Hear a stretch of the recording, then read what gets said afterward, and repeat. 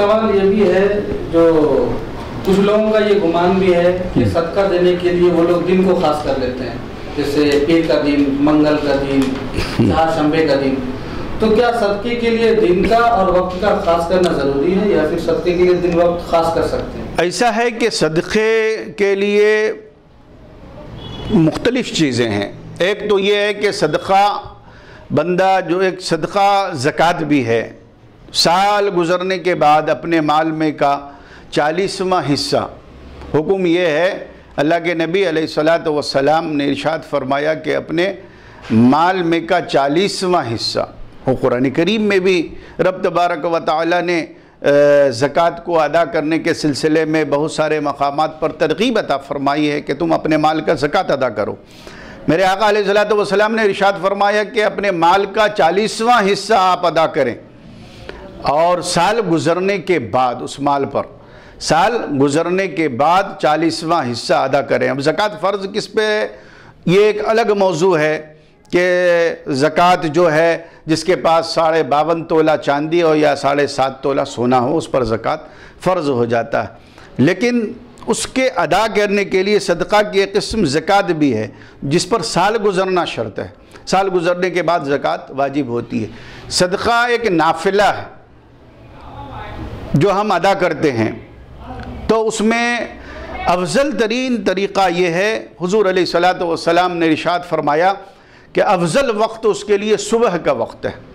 کہ آپ صبح کے وقت میں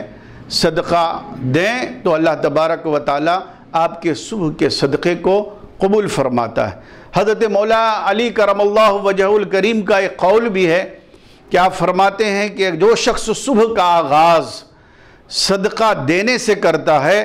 تو اللہ تبارک و تعالی اس صبح جو شخص اس دن صدقہ دیتا ہے، یعنی صبح کا آغاز صدقہ دینے سے کرتا ہے تو اللہ تبارک و تعالی اس دین کی دعا رد نہیں فرماتا۔ تو یہ تو صدقے نافلہ ہے جو ہم ادا کرتے ہیں۔ ایک صدقے واجبہ بھی ہے، جسے عید الفطر کا صدقہ ہے، یہ صدقے واجبہ ہے، یہ صدقے عید الفطر کہلاتا ہے۔ تو عید الفطر کا صدقہ رمضان المبارک کے بعد جو ہم صدقہ ادا کرتے ہیں، تو یہ صدقہ عید الفطر کی نماز سے پہلے ادا کرنے کا حکم ہے۔ ایک صدقہ وہ ہے جو صدقے واجبہ ہے، یعنی نذر کا صدقہ، کہ آپ نے نذر مان لیا، منت مان لی کہ آپ بیمار ہو گئے، کوئی شخص بیمار ہو جاتا ہے، وہ منت مانتا ہے کہ وہ بیماری سے شفا یاب ہو جائے گا تو وہ صدقہ دے گا، وہ بکری دے گا، بکرا دے گا، وہ اللہ کے راہ میں مال خرچ کرے گا۔ تو یہ صدقہ نذر ہے، اور صدقے نذر کو ادا کرنا یہ صدقے واجبہ بھی کہلاتا ہے، اس کو ادا کرنا واجب ہے، ضروری ہے۔ تو اب یہ ہے کہ صدقہ واجبہ بھی آپ ادا کرنا ہے آپ کو، لیکن ان ساری صورتوں میں افضل ترین صدقہ یہ ہے کہ آپ جب صبح کے وقت آپ صدقہ دیں تو وہ صدقہ رد نہیں ہوتا، وہ قابل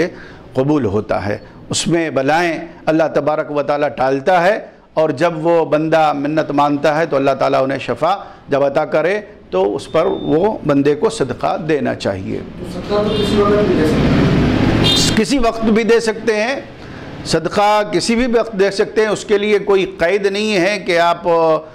جو ہے شام کے وقت نہ دیں، وہ ادا نہیں ہوگا۔ صدقہ دوپہر میں دیتا ہے تو وہ بھی ادا ہو جائے گا، شام میں دیتا ہے وہ بھی ادا ہوتا ہے، اس کو اللہ پورا کرنے والا ہے، اس کا اجر دینے والا ہے۔ لیکن بہتر یہ ہے کہ آپ صبح کے وقت میں صدقہ صبح سویرے دیں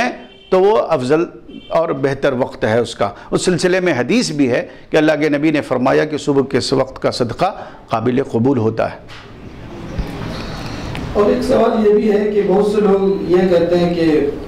بکرے پہ ہاتھ پھیر کر صدقہ دیتے ہیں، تو کیا بکرے پر ہاتھ پھیر کر صدقہ دینے سے ہی صدقہ ادا ہوگا یا ایسے بھی صدقہ ادا ہو سکتا ہے؟ یہ ایک معاشرے کا ایک رواج چلا آ رہا ہے، بعض لوگوں کا یہ خیال ہوتا ہے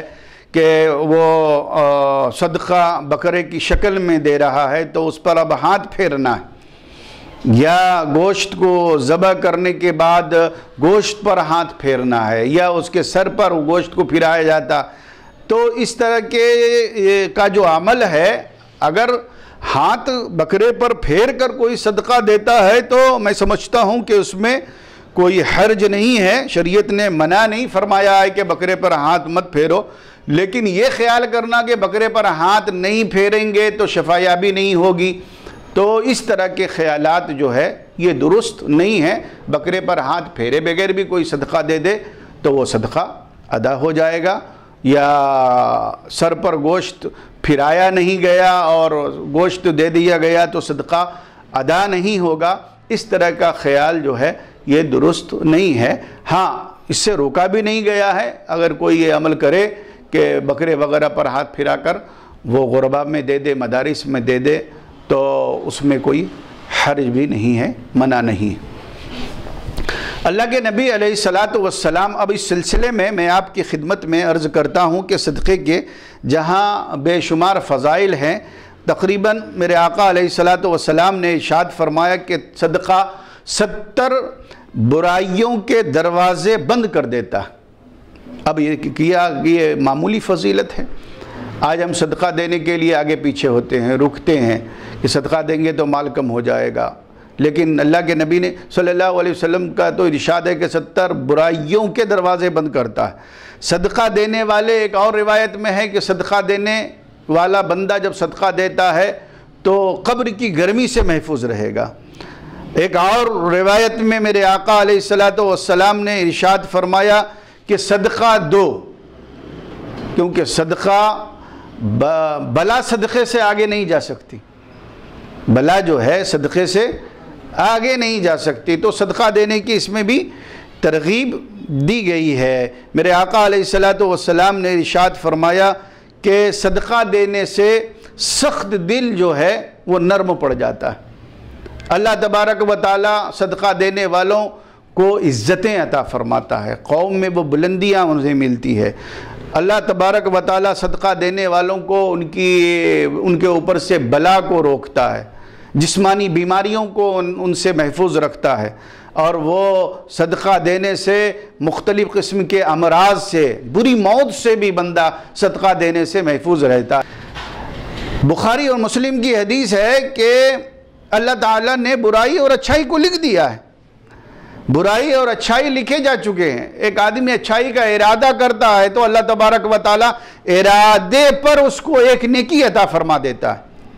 اب آپ راستے میں جا رہے ہوتے ہیں، کوئی فقیر نظر آتا ہے، آپ نے جیب میں اپنے ہاتھ ڈالا کہ کچھ پیسے ہم دے دیں، اور جیب میں آپ کے کچھ ملا نہیں، اب اتفاق سے آپ کا جیب خالی تھا، تو حدیث میں ہے کہ اللہ تبارک و تعالی آپ کی اس نیت کے بدلے میں اللہ مکمل کامل ایک نیکی عطا فرما دے گا، کامل ایک نیکی عطا فرما دے گا۔ اور آپ نے اگر دے دیا ہے، ارادہ کیا اور دے دیا، تو اللہ تبارک و تعالی ایک گناہ نہیں بلکہ حدیث میں ہے کہ 10 گناہ سے 700 گناہ تک اللہ تبارک و تعالی ان کے نام اعمال میں نیکیاں عطا فرماتا ہے۔ ہم بدی کا ارادہ کرتے ہیں، جب تک برائی کرتے نہیں اس وقت تک برائی کا گناہ لکھا نہیں جاتا، اور اگر برائی کا ارادہ کر کے ہم رک جائیں برائی سے تو اللہ ایک اجر عطا فرما دیتا ہے، اور اگر ہم برائی کرتے ہیں تو ایک گناہ لکھتا ہے اللہ۔ لیکن اللہ کتنا کریم ہے، وہ کتنا رحیم ہے کہ اللہ تبارک و تعالی کہ آپ نیکی کا ارادہ کریں تو مولا تبارک و تعالی آپ کو اپنے فضل و کرم سے جو ہے 1 سے 700 گنا تک عطا فرماتا ہے۔ خلاصہ کلام یہ ہے کہ راہ خدا میں ہمیں زیادہ سے زیادہ عطا کرنا چاہیے، اور مصیبتوں کو، غریبوں کو، مسکینوں کو دیکھ کر جو ہے دے کر ایک انسان کو جو سکون حاصل ہوتا ہے، جو راحت ملتا ہے، اور جو برکتیں اللہ تبارک و تعالیٰ ان کے مال میں عطا فرماتا ہے، اس کا آپ تصور نہیں کر سکتے۔ رب تبارک و تعالیٰ کی بارگاہ میں ہم دعا کرتے ہیں کہ مولا تبارک و تعالیٰ ہم سب کو صدقات کی طرف، نیکی کی طرف ترغیب، رغبت کرنے کی توفیق رفیق عطا فرمائے۔ وصلی اللہ تعالیٰ وسلم علی خیر خلقہ محمد وعلی آلہ وصحبہ اجمعین والحمد للہ رب العالمین۔